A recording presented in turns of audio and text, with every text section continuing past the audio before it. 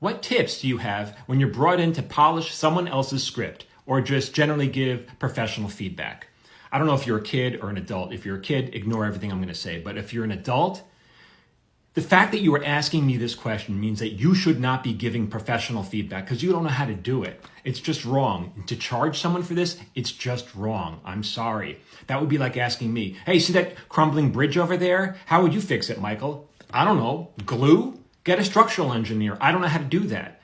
So if you shouldn't be giving out notes unless you are a professional, there's a whole cottage industry on the internet of people who are script consultants. They will give you notes. And those notes, if you send it to 3 different script consultants, they will be 3 different answers and they're all contradictory. And it's because none of them have any idea what they're doing, because if they did, they wouldn't be working as script consultants. It's just not fair.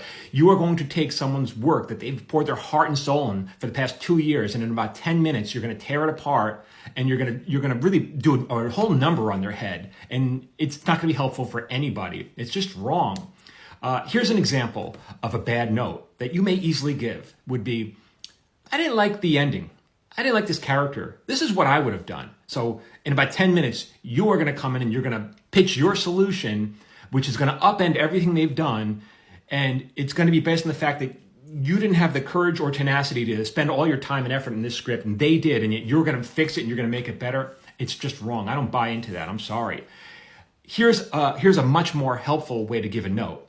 Would be something like this. You could say, I don't understand what you're going for in this scene, or I don't understand the purpose of this character. Why is that helpful? Because it's a statement of fact. The author cannot argue with that.